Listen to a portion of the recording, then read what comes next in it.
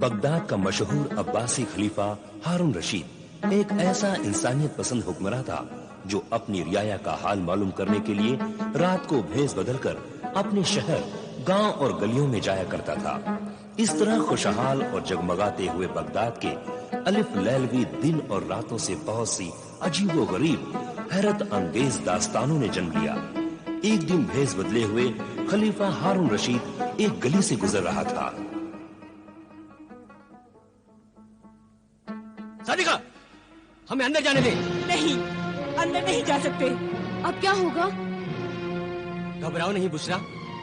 सादिका, हमें अंदर जाने दे। नहीं, नहीं जा सकते। हमें जाने दे। ये मेरे शौहर का घर है। ये मेरे भी शौहर का घर है। तेरा शौहर तो ये आज बना है। मेरी शादी तो इससे 5 साल पहले हुई थी। क्या तू नहीं जानती? 4 बेटियां हैं मेरी इससे। अरे हट, तमाशा न बना। हमें अंदर जाने दे। हमें हमारे घर में जाने दो सादिका। अगर तुम घर के अंदर गए तो मैं बगदाद के आदिल खलीफा हारून रशीद के पास फरियाद लेकर जाऊंगी। मैं तुम्हें वहां तक जाने नहीं दूंगा। मैं जाऊंगी, जरूर जाऊंगी, फरियाद करूंगी। अरे तेरी फरियाद सुनने के लिए उनके पास वक्त कहाँ है? वो बहुत ही मसरूफ हुक्मरान है। तेरी फजूल बातें सुनकर अपना वक्त जाया नहीं करेंगे।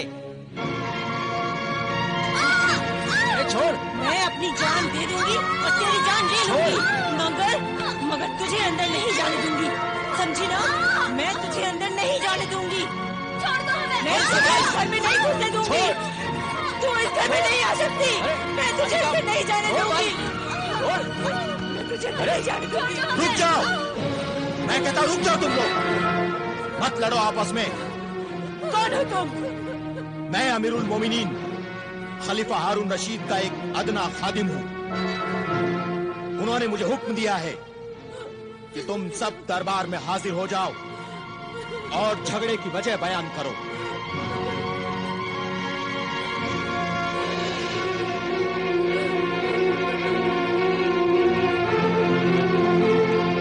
बयान कर फरियादी ज़ौजे रफीक, बयान कर। रफीक और बुशरा, तुम्हें भी सच्चाई बयान करने की इजाजत है।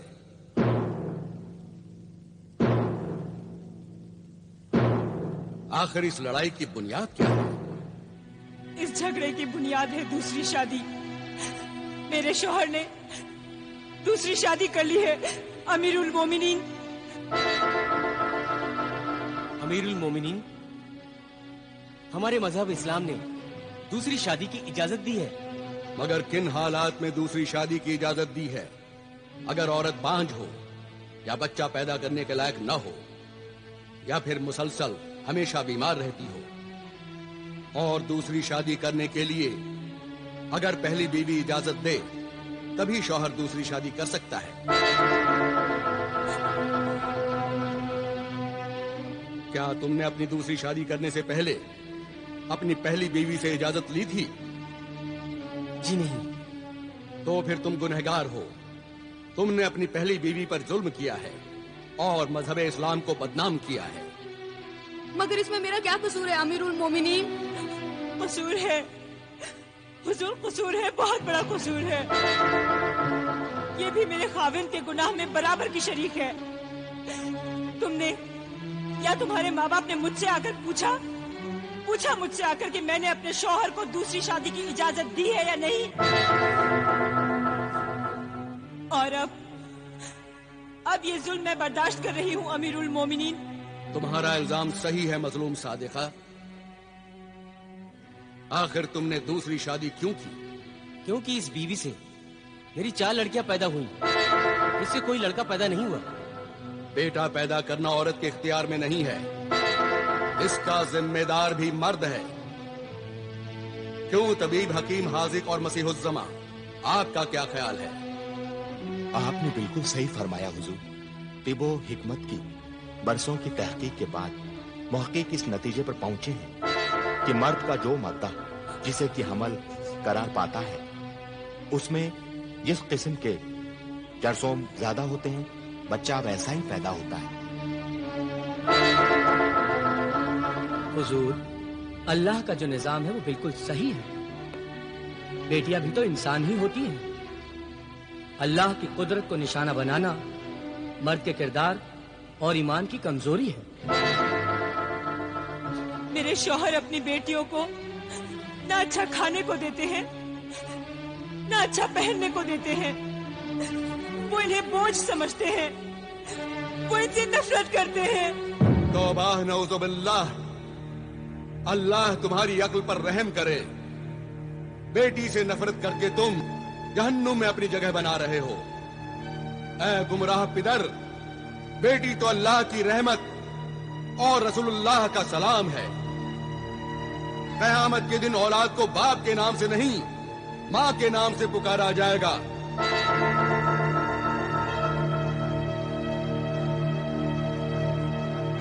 कितना बड़ा दर्जा है औरत का। माँ के कदमों के नीचे ही जन्नत है। ये दुनिया औरत के लिए ही बनाई गई है। औरत ने ही बड़े बड़े पैगंबरों को पैदा किया।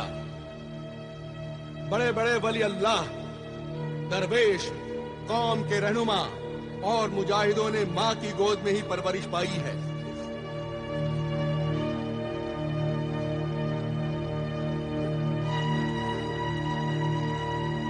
इन कौमों में औरतों को तड़पाया गया, जलील किया गया। वो कौमें भी जलील होकर तबाह हो गईं। दूसरों ने उन्हें अपना गुलाम बना लिया।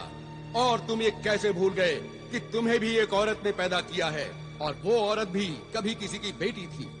मैं बहुत ही शर्मिंदा हूं। आज तक मैं बेटी को एक बोझ और फकीर समझता रहा।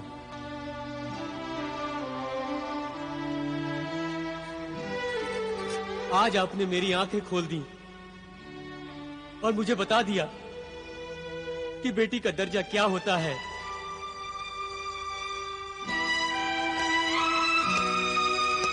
मेरी बच्ची, मैं आज तक इन पर जुल्म करता रहा, इन्हें रुलाता रहा, इन्हें कभी प्यार से नहीं देखा। मेरी बच्चियां, मुझे माफ कर दो। बेटियां तो बड़ी मासूम होती हैं। उनकी छोटी छोटी बातों का, उनकी जरूरतों का, उनके अरमानों का माँ बाप को ख्याल रखना चाहिए। अफसोस तो यह है कि औरत को खुदगर्ज मर्द ने अपना मोहताज बना रखा है। ये बेटियां बचपन में माँ बाप के सहारे पर, जवानी में शौहर के आसरे पर और बुढ़ापे में अपनी औलाद के रहमो करम पर बेबसी की जिंदगी गुजारती हैं। इसलिए मैके की मेहमान, मुसाफिर ये बेटियां अपने ससुराल पहुंचने तक खिदमत ही खिदमत करती रहती हैं। इसलिए अपनी बेटियों को खूब पढ़ाओ, इल्म और हुनर सिखाओ, ताकि वो मर्द की मोहताज न रहें और बेसहारा जिंदगी होने पर इज्जत की रोटी खा सकें। याद रखो, बेटों से ज्यादा बेटियां ही माँ बाप से मोहब्बत करती हैं। मुझे माफ कर दीजिए हुजूर, मुझे माफ कर दीजिए। मुआफी मुझसे नहीं, अल्लाह से मुआफी मांग। अपनी मजलूम बीवी और मासूम बेटियों से मुआफी मांग और जा अपनी बेटियों की बेटों की तरह परवरिश कर।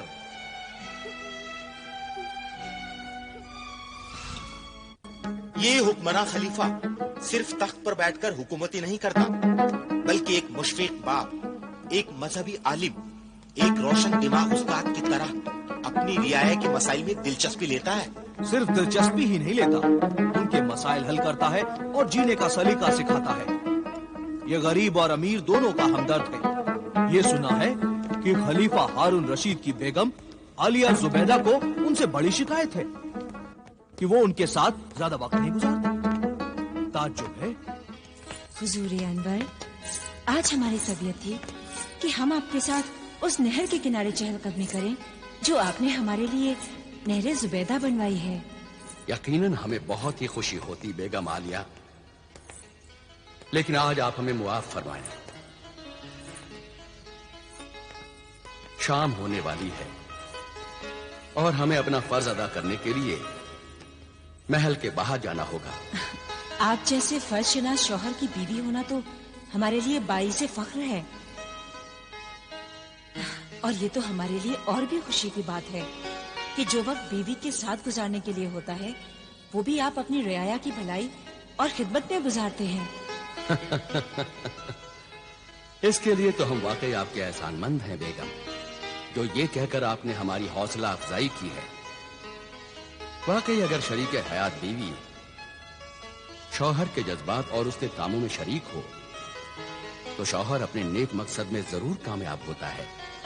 वक्त हो चला है मेरे सरताज, आप जाइए, देर हो रही है। न जाने कितने मौसम गुजर गए हैं, लेकिन हम आपकी सैरो तफरीह की ख्वाहिश पूरी न कर सके। वाकई हम बहुत शर्मिंदा हैं बेगम, खुदारा हमें मुआफ कर दें। नहीं नहीं, मुआफी मांगकर इस कनीज को शर्मिंदा न करें मेरे सरताज।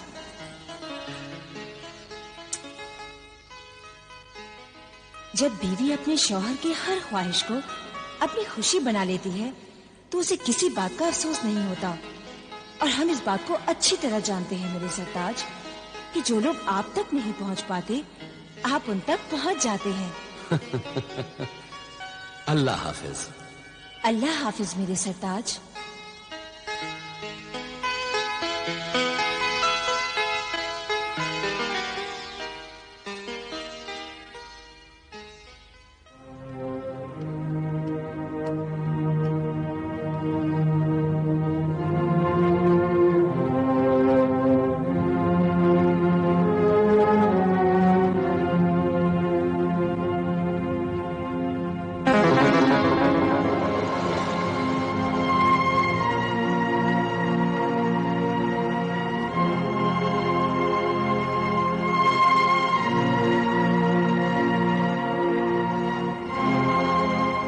चलिए वजीर आजम।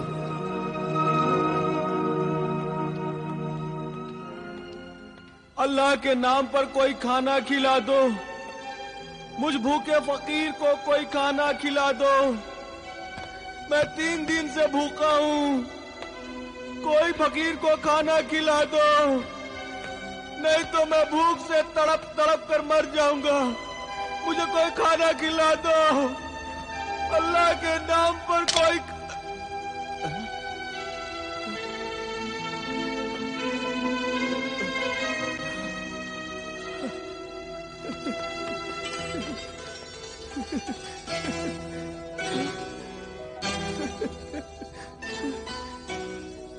दीनार, 1 दीनार, वो भी सोने का। शुक्रिया ऐ मेरे मोहसिन सखी, तेरा बहुत बहुत शुक्रिया। अल्लाह तुझे खुश रखे। जाओ बाबा, नान भाई की दुकान पर जाओ और जो दिल चाहे वो खरीद कर खाओ। खूब पेट भरकर खाना खाना।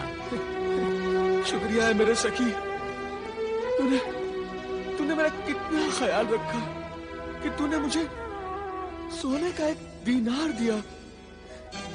तू चाहता तो चांदी का 1 दिरहम भी दे सकता था, मगर तू जानता है कि मैं 1 दीनार लेकर अपनी मनपसंद का खाना अच्छे से खाऊंगा और इसमें से जो रकम बचेगी वो मैं बचा कर रखूं ताकि मैं आइंदा भी भूखा न रह सकूं, पेट भरकर खाना खा सकूं।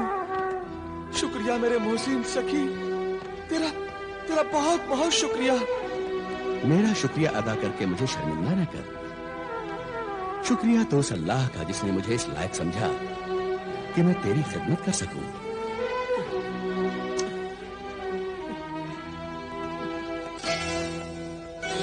जाओ बाबा और जाकर पेट भरकर खाना खाओ और उस अल्लाह का शुक्रिया अदा करो। हाँ, जाता हूं, मगर खाना खाने से पहले मेरी एक शर्त है। तू मानेगा ना उस शर्त को? हाँ?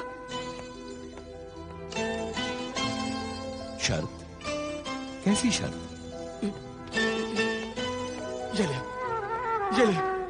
ये कोड़ा ले और मेरी पीठ पर 3 कोड़े मार। 3। जब तू 3 कोड़े मारेगा तभी मैं खाना खाऊंगा। क्या तू पागल है नाबीना फकीर? नहीं, मैं पागल नहीं हूं। मैं पूरा होशो हवास में हूं। ये कोड़ा ले और स्पीड पर मुझे 3 कोड़े मार ले। जिसने मुझे भीख दी है, जब वो मुझे कोड़े मारेगा तभी मैं खाना खाऊंगा। नहीं, मैं तुम्हें कोड़े नहीं मारूंगा। मैं अपने हाथों से ये जुल्म नहीं कर सकता। जाओ बाबा और जाकर खाना खाओ। तो भी ठीक है, मैं खाना नहीं खाऊंगा। जाओ बाबा, तुम हमें परेशान कर रहे हो। अरे परेशान तो तू कर रहा है मुझे। ये ले कोड़ा और मेरी पीठ पर 3 कोड़े मार। रहम कर, मुझ भूखे पर रहम कर। नहीं, मैं तुम्हें कोड़े नहीं मारूंगा। नहीं, तू नहीं मारेगा कोड़े? ठीक है, फिर अपना 1 दिनार भी ले ले। मुझे नहीं चाहिए तेरा ये दिनार। अल्लाह के नाम पर मुझ भूखे फकीर को कोई खाना खिला दो। अल्लाह के नाम पर कोई खाना खिला दो। अल्लाह के नाम पर कोई खाना खिला दो। मैं 3 दिन से भूखा हूँ। मैं बहुत परेशान हूँ वज़ीर आज़म। कोई खाना खिला दो। इस फकीर की भूख, इसकी पुकार, इसकी फरियाद खाना खिला दो। मैं तो मैं सुन सकता हूँ और नहीं देख सकता हूँ। ए नूर वालो, मुझ बेनूर को कोई खाना खिला दो। तरस खा मुझ बेनूर पे, कोई खाना खिला दो। इस अंधे भूखे फकीर को मारने के लिए मेरे हाथ कैसे उठ सकते हैं? न तो मैं इसे कोड़े मार सकता हूँ और न ही मैं इसकी भूख मिटा सकता हूँ। अल्लाह के नाम पर कोई खाना खिला दो। खाना खिला दो, नहीं तो मैं भूख से मर जाऊंगा। कोई खाना खिला दो। या अल्लाह, तू मेरी नेकी और सब्र का कैसा इम्तिहान ले रहा है। रहम कर मुझ पर और रहम कर इस बूढ़े फकीर पर। या अल्लाह, कोई खाना खिला दो मुझे।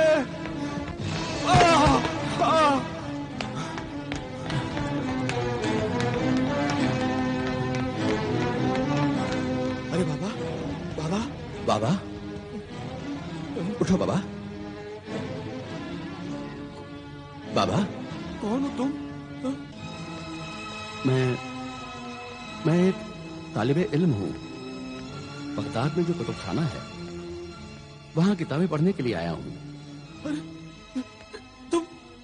तुम वही हो ना जिसने मुझे सोने का दिनार दिया था? है तालिबे इल्म, इस बगदाद शहर में तुझे इल्म तो मिल जाएगा, मगर मुझ भूखे फकीर को रोटी नहीं मिलेगी। रोटी नहीं मिलेगी मुझ भूखे फकीर को। जरूर नहीं मिलेगी। अल्लाह के बेशुमार नेमतों से मालामाल बगदाद शहर में कोई भूखा नहीं मर सकता। उठ ऐ जिद्दी फकीर, मैं अपने इन बेगुनाह हाथों को गुनहगार बनाऊंगा। मैं तुझे कोड़े मारूंगा और तुझे खाना खिलाऊंगा। तो तू मुझे कोड़े मारेगा? शुक्रिया मेरे मोहसिन सखी, तेरा बहुत बहुत शुक्रिया। ये कोड़ा ले और मेरी स्पीड पर 3 कोड़े मार। ले मार कोड़े। या अल्लाह, मुझे मुआफ करना। मार, जोर से कोड़े मार, तभी मैं खाना खाऊंगा। मार। या अल्लाह, मेरी तौबा है। अल्लाह, मुझे मुआफ करना। मार, दूसरा कोड़ा मार। मार मेरे नेक नफस मददगार, मार।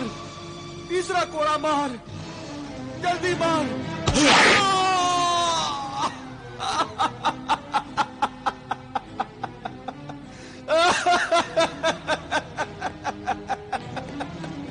अल्लाह, अब वो दिनार दे दे और मेरा कोड़ा भी। अब मैं पेट भरकर आज खाना खाऊंगा। दे मेरे नेक मददगार, और वो कोड़ा भी दे।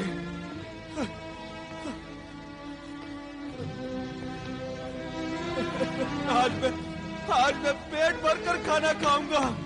पेट भरकर खाना खाऊंगा मैं। पेट भरकर खाना खाऊंगा।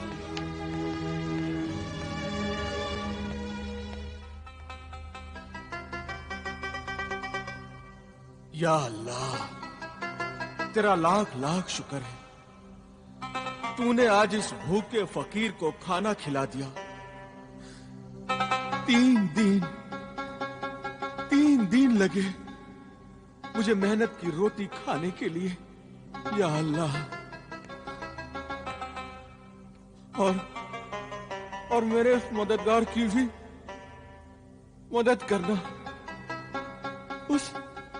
उस नेक दिल इंसान को हमेशा अच्छा रखना, उसके दिल की हर मुराद पूरी करना, इतना अजीज इंसान बनाना कि रहती दुनिया तक उसका नाम रोशन